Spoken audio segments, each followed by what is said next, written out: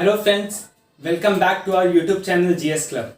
जैसा कि मैं पॉलिटी पढ़ाता हूँ, मैं पॉलिटी का सीरीज चल रहा है हमारा, तो वही सीरीज को आगे बढ़ाते हुए मैंने आज नया चैप्टर उठाया है जो है महत्वपूर्ण अनुच्छेद। पहले अनुसूची और भाग का वीडियो आ चुका है। मैंने आपको पहले ही बताया मैं वही टॉपिक उठाऊंगा पहले, जिससे सबसे ज़्यादा क्वेश्चन आते हैं एग्जाम में और उनको याद करना बहुत मुश्किल है। तो उसी को कोशिश करते हुए आगे बढ़ते हुए आज महत्वपूर्ण अनुच्छेद, फिर आगे संशोधन, इसी तरीके से पहले वही टॉपिक कवर करेंगे। तो ज़्यादा टाइम वेस्ट ना करते हुए चलिए शुरू करते हैं आज महत्वपूर्ण अनुच्छेद से। तो महत्वपूर्ण अनुच्छेद, अब जैसे मैंने बताया था अनुसूची, अनुसूचियां के बाद भाग, भाग में क्या था, वैसे अनुच्छेद जो किसी पार्टिकुलर टॉपिक को रिलेट करते हैं उनको एक भाग में डाल दिया गया। अब वही भाग में जो अनुच्छेद हैं, मैंने बोला था कि उसे भी हम डिटेल में पढ़ेंगे, तो आज उन्हीं अनुच्छेदों को हम डिटेल में पढ़ेंगे। मूल रूप से जब संविधान बना था तो उसमें 300 जब मूल रूप से संविधान बना तो उसमें 395 अनुच्छेद थे और इसी में धीरे धीरे क्रमबद्ध संशोधन करते हुए इसमें 350 मतलब कि अलग अलग जैसे 4 का ए, इसी तरीके से संशोधन करते हुए इसमें बढ़ा दिया गया और अलग अलग संशोधन करते हुए आज इनकी संख्या 450 प्लस बोल सकते हैं, ऑलमोस्ट 470 के लगभग है, तो उतना बोल सकते हैं। लेकिन अगर हम क्रमशः देखें, सिर्फ क्रम में 1 2 3 करके, तो आज भी इनकी संख्या 395 ही है। अगर संशोधन के साथ ए बी जो होता है, संशोधन के साथ उसको जोड़ लिया जाए तो इनकी संख्या 450 प्लस हो चुकी है आज। तो चलिए शुरू करते हैं अनुच्छेद संख्या 1 से। भारत राज्यों का संघ होगा। बहुत सारे एग्जाम में डायरेक्ट क्वेश्चन आता है कि भारत राज्यों का क्या है, एक समूह है, ग्रुप है, संघ है या कोई नहीं, ऐसे करके ऑप्शन मिलते हैं। तो उसमें हमें ऑप्शन लगाना है संघ, क्योंकि भारत को राज्यों का समूह नहीं, ग्रुप नहीं, उन्हें एक संघ बोला गया है जो किसी मतलब कि दबाव में आकर नहीं है, ये किसी ना किसी, अब ये जो वही क्षेत्र हैं जिन पे भारत पहले था और राज्य मतलब राज होता था और वही भारत में एरिया में आ गए हैं, तो ये समूह नहीं है, ये भारत एक राज्यों का संघ है। तो ये हुआ अनुच्छेद 1। अब आते हैं अनुच्छेद संख्या 2। अनुच्छेद 2 और अनुच्छेद 3, इन दोनों में स्टूडेंट्स ज्यादा कंफ्यूज रहते हैं कि अनुच्छेद 2 वाला कभी 3 में लगा देंगे, कभी 3 वाला 2 में। तो इसको समझते हैं, इसमें है क्या और किस तरीके से। नए राज्यों का भारतीय संघ में विलय, और इसमें क्या है, किसी राज्य के नाम क्षेत्र का निर्धारण। अब ऐसा भी तो हो सकता है कि कोई दूसरे राज्य का जगह या स्थान या राज्य हमारे देश में विलय करना चाहता हो या हमारे देश में मिलना चाहता हो, और ऐसा भी होता है कि हमारे ही देश में बहुत सारे राज्य एक दूसरे के साथ मिलके या अपना कुछ क्षेत्र देकर एक नया राज्य बना ले, या कोई राज्य अपना सीमा बढ़े, उसका सीमा बढ़ाया जाए या उसका नाम में चेंज किया जाए। तो यही 2 तरीके का केस बनता है। जब कोई अलग मतलब देश का राज्य हमारे में विलय करता है तो वो आर्टिकल 2 के तहत आता है, और जब भारतीय संघ में जितने राज्य हैं उनके क्षेत्र का निर्धारण या उनके नाम में परिवर्तन, इस तरह का कोई काम होता है, तो वो आर्टिकल 3 के तहत होता है, जो संसद के द्वारा किया जाता है। तो ये हुआ आर्टिकल 2 और 3 में डिफरेंस। जब भारतीय संघ में बाहर का कोई राज्य मिलता है तो वो आर्टिकल 2 के तहत, और कोई भी काम भारतीय राज्यों के साथ हो, अंदरूनी काम हो, तो उसको आर्टिकल 3 के तहत किया जाता है। अब आता है, अब यहां मैंने लिखा है भाग 2, 3, 4 और 4 का 1। ये जो है ये एक चैप्टर है बहुत बड़ा, जिससे क्वेश्चन तो आना ही आना है। ये बहुत महत्वपूर्ण चैप्टर्स में आते हैं, तो इनको हम चैप्टर्स में पढ़ेंगे अपने आगे चैप्टर्स में, क्योंकि उसमें हमें इनका सारा अनुच्छेद पढ़ना है, उन्हें डिटेल में पढ़ना है। तो इन चैप्टर्स के अनुच्छेद मैंने अभी नहीं लिखे हैं क्योंकि उनको हम आगे के चैप्टर में पढ़ेंगे। इसके लिए हम बाद में चैप्टर बनाएंगे, लेकिन उसके अलावा जो महत्वपूर्ण अनुच्छेद है उसके बारे में अभी जान लेते हैं। ये भाग मैंने बताया हुआ है आपको अपने भाग के चैप्टर में, तो आप वहां से जाकर देख सकते हैं। अब आता है इसको पढ़ने का तरीका। कुछ लोग होते हैं जैसे लाइन से लेकर बैठ जाते हैं कि हमको याद करना है अनुच्छेद। अनुच्छेद को, सारा अनुच्छेद को लाइन से याद करना आसान काम नहीं है। कुछ लोग कर भी लेते हैं, वैसे होते हैं जो याद नहीं कर पाते हैं। तो इनको हम वैसे क्यों ना याद करें जिसमें ये अनुच्छेद जिस पार्टिकुलर टॉपिक को रिलेट करते हैं।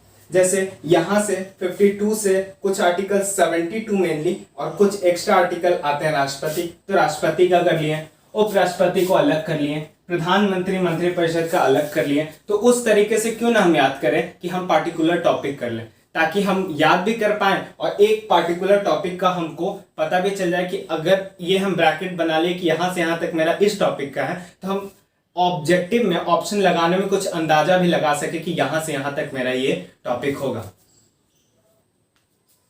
तो जैसा मैंने बताया सबके लिए अलग अलग हम पढ़ेंगे। तो सबसे पहले शुरू करते हैं हम आज राष्ट्रपति से। पहले राष्ट्रपति में तो बहुत सारे अनुच्छेद हैं, लेकिन हम वैसे ही अनुच्छेदों को याद करेंगे जिससे अक्सर एग्जाम में क्वेश्चन आते हैं। तो शुरू करते हैं। सबसे पहले आर्टिकल नंबर 52। आर्टिकल 52 में क्या बताया गया है कि भारत में एक राष्ट्रपति का पद होगा। इसमें राष्ट्रपति के पद की चर्चा है। सबसे पहले एक राष्ट्रपति का पद होना चाहिए हमारे देश में। अनुच्छेद 52 के बाद 53, संघ की कार्यपालिका शक्ति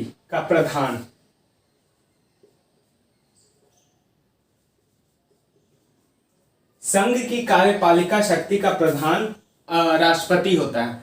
जो भी काम होता है हमारे देश में वो राष्ट्रपति के नाम पे ही होता है। जो भी सरकारी काम होता है वो राष्ट्रपति के नाम पे ही होता है। तो जितना भी कार्यपालिका शक्ति है, जितना भी कार्य कराने की शक्ति है, सभी राष्ट्रपति के अनुमति द्वारा ही होता है। इसलिए किसी भी काम का प्रधान राष्ट्रपति को ही माना जाएगा और किसी काम का उत्तरदायी भी राष्ट्रपति को ही माना जाएगा। अनुच्छेद 54, इसमें राष्ट्रपति के निर्वाचन के बारे में बात है। यहाँ राष्ट्रपति की नियुक्ति नहीं होती है। हमें यह समझना होगा कि नियुक्ति और निर्वाचन में क्या अंतर है। निर्वाचन होता है जिसमें कोई ना कोई इंसान वोट देता है, उसके वोट देने के बाद जो उसका प्रतिनिधि चुना जाता है वो निर्वाचन द्वारा चुना गया। और नियुक्ति जब किसी हायर पोस्ट के द्वारा लोअर पोस्ट के इंसान को किसी पोस्ट पर रखा जाता है तो उसको नियुक्ति कहा जाता है। इसीलिए राष्ट्रपति का निर्वाचन होता है। अब ये निर्वाचन कैसे होता है, इसमें कोई भी इंसान, कभी आपने सुना है कि आपने राष्ट्रपति के लिए वोट दिया? नहीं, ऐसा नहीं होता। हमारे द्वारा जो प्रतिनिधि चुन के गए हैं लोकसभा, राज्यसभा में और विधानसभा में, वही लोग राष्ट्रपति के चुनाव में पार्ट लेते हैं। ठीक, तो वहां पे होता है इनका निर्वाचन। लेकिन आपने ये सुना होगा लोग बोलते हैं हम प्रधानमंत्री के लिए वोट देने गए, लेकिन वो प्रधानमंत्री के लिए भी वोट नहीं देते, वो लोकसभा के लिए वोट देते हैं, लोकसभा के सदस्यों के लिए वोट देते हैं। तो उनके द्वारा जो वोट दिया जाता है उससे लोकसभा के सदस्य चुने जाते हैं और उस सदस्य जो होते हैं वो अपना एक प्रतिनिधि, वो बहुमत दल जो बनता है उसके एक नेता को प्रधानमंत्री चुनते हैं और उसकी नियुक्ति राष्ट्रपति करते हैं। तो यहाँ पे हो गया प्रधानमंत्री की नियुक्ति किसके द्वारा? राष्ट्रपति के द्वारा। और प्रधानमंत्री खुद एक निर्वाचित पद है। तो यहाँ पे किस तरीके से उनका निर्वाचन होगा इसी के बारे में आर्टिकल 54 में बताया गया है। अब वो इंसान पोस्ट पे आ गया, पोस्ट है, पोस्ट की शक्ति का प्रधान है, उसका निर्वाचन हो गया। अब वो पद अपने पद से हटेगा भी तो किस तरीके से उसको हटाया जाएगा, तो इसके भी अलग अलग कारण है। वो मतलब उसका कार्यकाल पूरा हो गया तो वो हट सकता है, आकस्मिक डेथ हो गया तो भी हट सकता है। लेकिन एक प्रक्रिया है, अगर वो विश्वास नहीं पा सकता है कि संसद के सदस्यों का, तो उस पर महाभियोग भी लगाया जा सकता है। महाभियोग उसको हटाने का एक तरीका है। इसको हम काफी डिटेल में राष्ट्रपति चैप्टर में भी पढ़ेंगे, लेकिन यहाँ मैं एक ओवरव्यू दे दूं ताकि वहां पे आपको याद रहे। तो यहाँ पर महाभियोग द्वारा उसे हटाया जाता है, जो संसद की किसी भी मतलब लोकसभा और राज्यसभा किसी में भी पेश किया जा सकता है विधेयक। तो आर्टिकल 61 में राष्ट्रपति हट सकता है महाभियोग द्वारा। अब आर्टिकल 72 क्षमादान की शक्ति। जब किसी इंसान को क्या बोल सकते हैं उसको, मृत्युदंड मिले, मृत्युदंड दिया जाता है या फिर किसी भी तरह का दंड दिया जाता है, तो उसको राष्ट्रपति क्षमादान की शक्ति के द्वारा उसके सारे दोष जितने उसने किए और उसके लिए जो सजा मिली है उससे उसको बाइज्जत बरी कर सकता है, उसको उस दोष से मुक्त कर सकता है आर्टिकल 72 के तहत, अगर राष्ट्रपति चाहे तो यही है उसका क्षमादान, आर्टिकल 72। आर्टिकल 85 ये तो है लोकसभा से रिलेटेड, इसे पढ़ना है हमें संसद में, लेकिन ये राष्ट्रपति द्वारा ही किया जाता है, इसलिए मैंने इसे राष्ट्रपति में लिखा है। लोकसभा का विघटन, सबको पता है कि राज्यसभा अस्थायी सभा है और लोकसभा अस्थायी है। लोकसभा का विघटन होता है क्योंकि सरकारें बदलती हैं और सरकार का प्रतिनिधित्व लोकसभा में होता है, तो लोकसभा का विघटन होगा। अब ये लोकसभा का विघटन क्यों होगा? लोकसभा का विघटन अविश्वास प्रस्ताव द्वारा होगा। किसी भी प्रकार से अगर मंत्रिपरिषद विफल हो जाता है अपना विश्वास मत देने में, तो लोकसभा का विघटन होता है। और लोकसभा का विघटन कौन करेगा? तो लोकसभा का विघटन राष्ट्रपति द्वारा ही होगा, लेकिन लोकसभा के विघटन की सलाह उसे प्रधानमंत्री देगा। तो इस तरीके से वो लोकसभा के विघटन का कार्य भी करता है। एक है आर्टिकल 1, 2, 3, 1, 2, 3 ऐसे याद कर सकते हैं। आर्टिकल 1, 2, 3 में राष्ट्रपति एक अध्यादेश जारी करता है। अब अध्यादेश क्या होता है? जब सत्र ना चल रहा हो, मतलब कि लोकसभा और राज्यसभा की बैठक ना हो रही हो और राष्ट्रपति को लगे कि ये कानून, मतलब कि किसी भी कानून को बनाना बहुत ज़्यादा इम्पोर्टेंट है और इसी टाइम बनाना काफ़ी इम्पोर्टेंट है, तो राष्ट्रपति अध्यादेश जारी करता है। और ये अध्यादेश बिना सत्र में पास हुआ एक राष्ट्रपति द्वारा डायरेक्ट कानून पास होता है जो 6 महीने के लिए रहता है, तो यही होता है अध्यादेश। और ये आर्टिकल 1, 2, 3, 123 में। राष्ट्रपति से अंतिम अनुच्छेद आर्टिकल 143 आज के लिए। तो आज के लिए राष्ट्रपति से अंतिम अनुच्छेद आर्टिकल 143, इसमें मुख्य न्यायाधीश सुप्रीम कोर्ट के मुख्य न्यायाधीश से सलाह ले सकता है, लेकिन वो सलाह लेने के बाद उस पर अमल करने या उसको मानने के लिए बाध्य नहीं होता है। यहाँ पर वो चाहे किसी भी चीज पर मुख्य न्यायाधीश से सलाह ले सकता है, लेकिन उसको वो मानने के लिए बाध्य नहीं होता है। वो अपनी व्यक्तिगत क्षमता के हिसाब से उस पर सोच विचार करे, उस पर डिपेंड करता है, लेकिन वो बाध्य नहीं होता है। तो इस तरीके से राष्ट्रपति के सारे अनुच्छेद खत्म हुए। अब आते हैं उपराष्ट्रपति पर। उपराष्ट्रपति में ज्यादा नहीं है, कुछ बहुत इजी याद हो जाएंगे, कुछ में थोड़ा मेहनत है। आर्टिकल 63, जिस तरीके से आर्टिकल 52 में राष्ट्रपति का पद दिया गया था, उसी तरीके से आर्टिकल 63 में उपराष्ट्रपति का पद दिया गया है। ये सब संवैधानिक पद हैं, इसलिए इनका जिक्र संविधान में किया गया।